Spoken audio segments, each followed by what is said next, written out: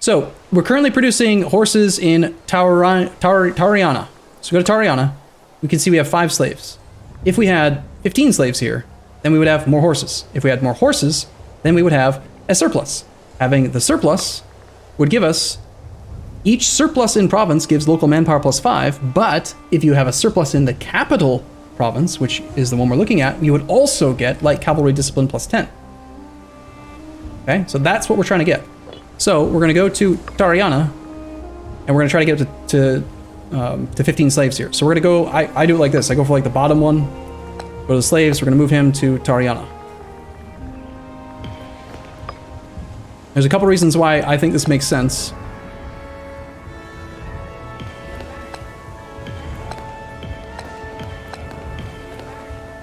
The current population of a city affects the growth rate. So by having small cities at the bottom of the list, where you've pulled pops, and a few really big cities, then you're maximizing your effective growth rate because all of the smaller cities have bonus growth speed. Do you still produce with 0 slaves? Yes, you do, which is one of the reasons why it makes perfect sense to just pull. There's functionally no advantage to having less than 15 slaves versus exactly 15 slaves. The breakpoints are massive. Going from 14 slaves to 15 slaves is a massive improvement in overall points and like what you get from the province. Granted, slaves in this province do generate some base tax, but they'll produce that same base tax anywhere else too. So it, like, moving them, it's a great thing to spend your civic power on.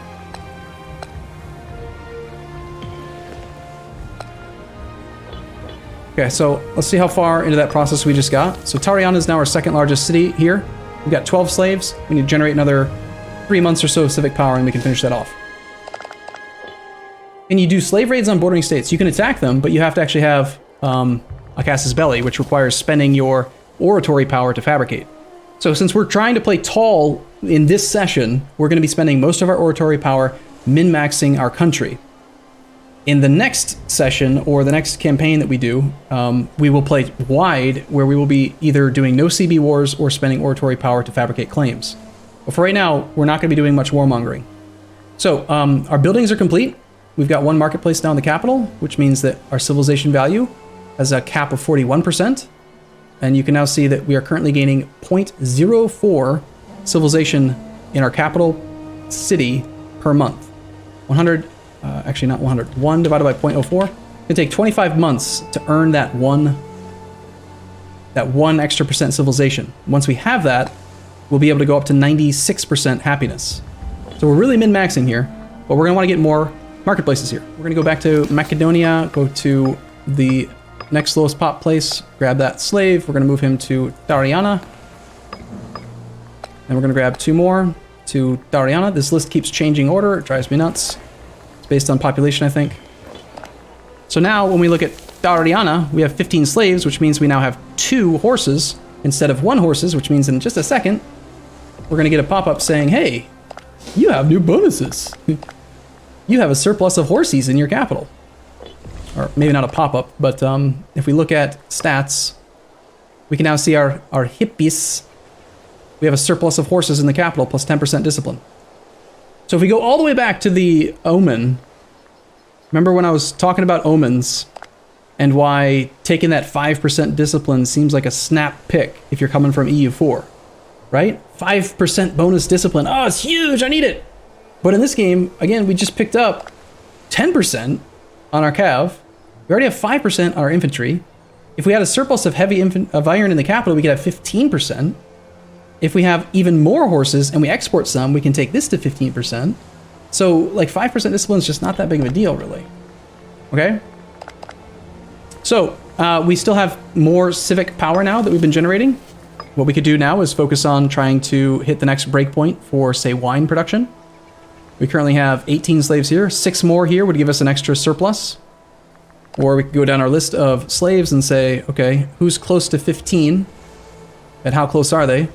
Or do they have a trade good we really want or care about? Or maybe is there something we want to import somewhere that's worth saving up civic power to spend on? So in this case, I'd probably go with the increasing pop in Pella, because we're going to keep on building more marketplaces here. That's also going to give us the added benefit of having more pop in Pella. Notice how we can build 6 out of 6 buildings? There's no tooltip for this. You just kind of learn it intuitively. You can build 1 building no matter what. 0 out of 1. Every 10 pop exactly, at the 10th pop, unlocks another building slot. So Edessa can make 2. Aigai can make 3. Tariana can still only make 3. It needs 2 more pops. Pella can make 1 base plus 50 divided by 10 equals 5 equals a total of 6. So to get the 7th building slot, we need 60 pop here. So we'll go find a pop, and we'll start moving these guys to the capital of Pella. And as we generate more points, we're going to try to do that. But at the same time, again, I'm just going to destroy this training camp. Look at the effect. Total manpower cap of 7,075. 3 training camps gives 30% increased manpower multiplier. Monthly manpower gained in this province, this city, is 23. Takes 25 years to refill your manpower cap, unlike EU4, which is 10. So we gain 23 manpower per month. All right, you ready for some calculators? 236 manpower per month. This province has given us 23.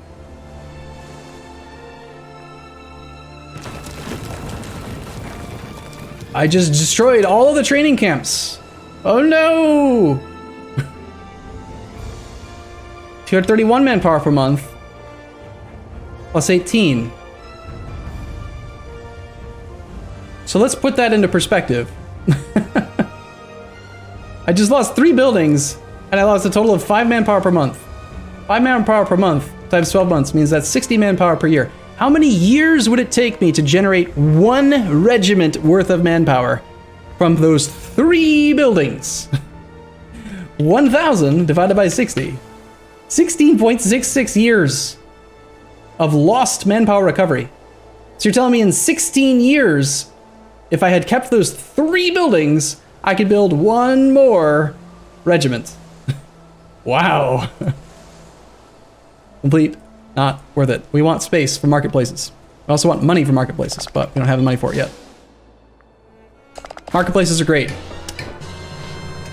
A Basilius is expected to be a patron of the arts. Artistic depictions of the Basilius cement legacy in the eyes of the people. Styled in the manner of popular gods and heroes, these sculptures, paintings, and murals are often worth their hefty price.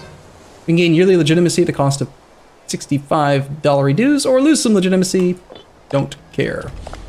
So legitimacy is measured on the government screen. We currently have 98% now. It's like we don't have any real reason. It's going to be back up to max in like 15 to 20 months. Eric Schmerich, thank you for your sub. Also, Selgal, thank you for your sub, guys. So again, we're playing on speed 5 because we're playing tall. I'm pausing a lot and explaining things, but okay, let's go back here. We want to grab any more pops here to our capital. Let's go back to our capital city, and we're going to promote all the freemen up to citizens. We now have 22 citizens. Our pop didn't change when I did that. They just upgraded from freemen to citizens, which means instead of generating manpower, they're now generating commerce value and research points, which means we're now up to 132% research efficiency. This 132% research efficiency multiplies with the effective growth rate here. So you've got a lot of steps here. You've got citizens. Let's follow all the steps. 1 citizen will provide a certain amount of research points, okay? Then that gets multiplied by his happiness and any bonuses that he gets for being in the capital city, area, or region. Then you have multipliers on top of the research value, which are all added together and then multiplied against that base value. So plus like 36% here, okay? Then you've got the research efficiency ratio, which affects the growth rate as well, which is a comparison of the total research output relative to your total population. Because I'm starting to skew us towards research efficiency with lots of citizens and good multipliers and stuff, we're now getting a bonus to that. Then you also have the research speed multiplier on top of that, which is based on the skill of your individual person for each of these research slots. This guy has 9 total military points. If you look about 4 lines down on this tooltip, he's got 9 military points, 2 civic points, 6 oratory, and 1 religious. That 9 gives 90%. Herbalism gives us 5. This guy's got 9 for his respective skill, which puts us at 90 plus 5. This guy's at 10, so he's 105. So you see how it says right here 0.73? If we do the math, 0.73 times, for example, martial advance with 1.95 times 1.95, because it's an additive off of the 100% base, equals 1.42. And when you look in there, you can see martial advances by 1.42% each month. Okay, so this is doubling the overall growth. This is a huge part of it, but all the other previous multipliers and base numbers are quite important. Are you with me, kids? I can tell you. Arabian power has done a thing. A child has been born. Cool. Bum, bum, bum, bum. Aye, aye, Captain. Yeah, exactly. SpongeBob. We're SpongeBob now. All right. Pella still needs another 4 slaves to get that extra little bit of wine. So let's grab some slaves where we can find them.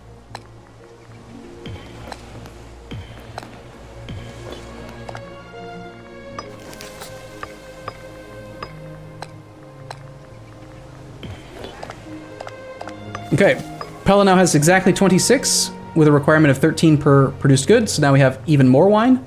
Because we checked that modifier box thing right here to block the surplus trade bonus, we have a capital surplus, but we actually have 2 extra surpluses. So we're probably going to get a bunch of offers now for our wine because we've got a total supply of 3 wine. You with me? We need 1 wine to have the bonus, 2 wine to actually have a surplus in the capital, 3 wine to have extra to give away. And you also get a bonus for exporting. If you look at the hover tooltip for wine, when exporting, army maintenance costs minus 2.5. So someone's going to ask us for it pretty quickly. One thing we could consider doing is saving up oratory power to change our bellicose stance. It took me forever to actually find this thing. If you click this little dove, you can switch your stance. For 100 oratory power, we can become like mercantile stance, for example. If we're going to play tall, it would make sense to move off of bellicose, which gives us war score cost and fabricate claims cost while reducing opinion with our neighbors and all opinion with anyone who's within range. Will we consolidate Greece? You guys voted to play tall, so we're going to play tall.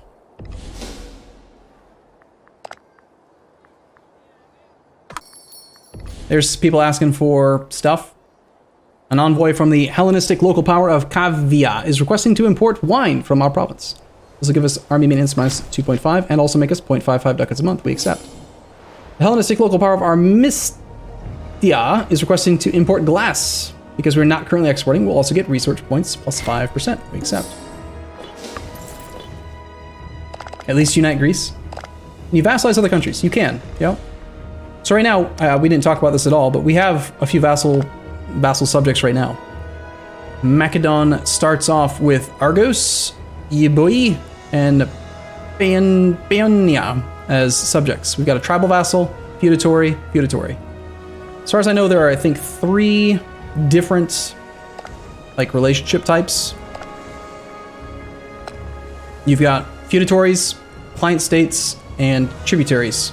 Like, if you look at us again, we've got this guy is a tribal vassal, and then there's the feudatory, client states, etc. So some of them pay taxes, other people pay manpower. These here are all paying manpower, which are pretty useless to us right now. We could integrate them, but to integrate them requires 190 opinion. Their opinion is currently at only 40. Bellicose stance doesn't help. And we would have to spend oratory power to improve opinion with them. And we're spending that on promoting freemen into citizens right now. So there's a lot of reasons why we can't really do it, but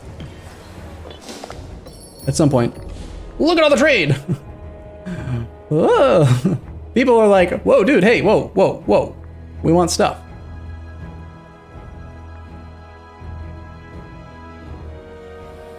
Are they all asking for the exact same thing? I can't tell.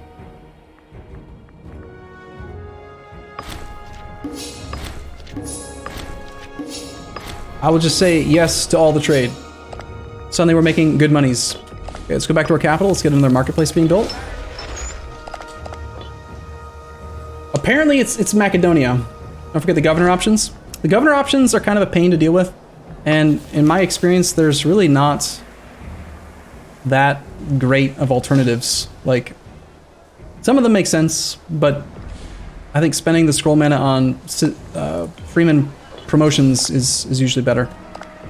We do have enough civic power that we could either do another trade route, or we could start trying to build up our third surplus. So we could move 10 slaves at a base cost of 5. So basically for 50 civic power, we can get an extra surplus. I can move 5 slaves from 2 other provinces, 2 cities, into 1 city, and we can go from there.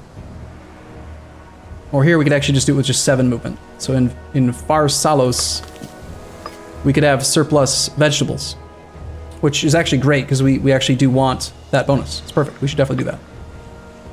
So let's get up to 15 slaves in this province.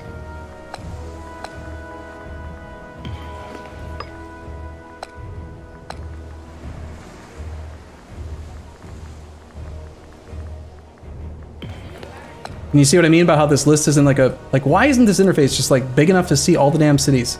Like, I'm not complaining. I'm only complaining a little bit, all right? And the order keeps changing, you know? It's like, God. 2 more.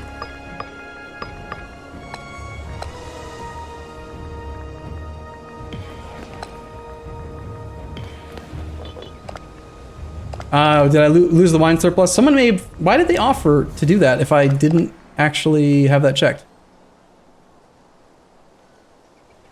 Yeah. Well, we got the export bonus instead of the capital surplus. The export bonus is half as strong as the capital surplus bonus. So you see how it says like wine, army maintenance minus 2.5. And you go and you look at a province, try to find the wine bonus. Capital surplus is minus 5, export bonus 2.5. So you lose half of the bonus to get some extra money. I guess 2 people somehow managed to offer it twice, which is weird. But can you delete a trade route? Absolutely. It basically costs you 25 civic power because, well, unless they offered it. Like, if you go to the trade overview, you can see your exports. We could find one of the people that we're offering wine to and cancel it. You would lose 0.54 ducats in monthly income from that, in order to get an extra 2.5% reduced army maintenance cost, which is not that big of a deal. I'd rather just keep the money, honestly. I mean, I wouldn't have done that trade if I was presented with it again, but whatever. All right, so we have some extra vegetables. Vegetables give supply limit and stuff, which is pretty darn useless to us. But if we had vegetable surplus in the capital, or if we exported our slaves, we could get minus 10%. I believe if we went to... I think we can get the cost down to 3 if we export and have a surplus in the capital. To do that, we would need to have 4 vegetables produced. So we'd have to produce a lot. 2 that we'd have to export to the capital in order to give us a surplus, 1 to export elsewhere, and then the 1 base that you just have to have.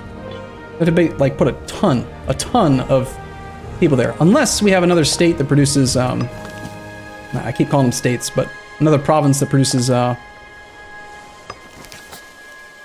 vegetables. So we're looking down this list, we're looking at anyone that produces vegetables.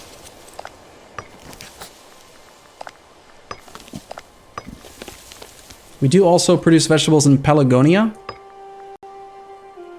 Okay, that'll make it a little bit easier to obtain, because we only have to move some pop. Let's do Pelagonia.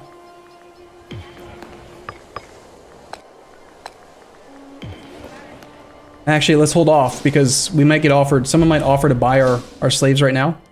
Sorry, our surplus. Scandal!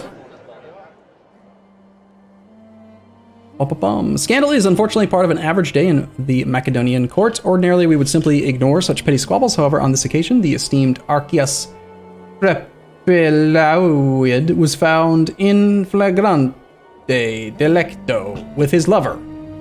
Okay. This is none of our business. We lose popularity. And see someone as a rival. We could fire the Archigrammatius, which is this guy. He's got 8 civic power. Is there a replacement who's comparable? No.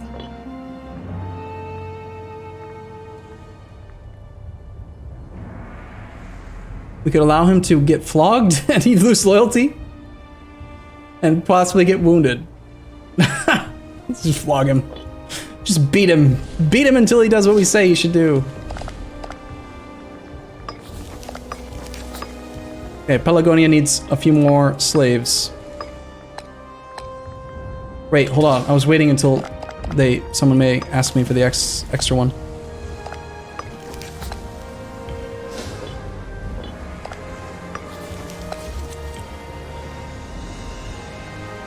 Okay, our second marketplace is done in the capital city, so we're going to start the third one as soon as we have enough money for it. We need 90 ducats. Got room for 2 more.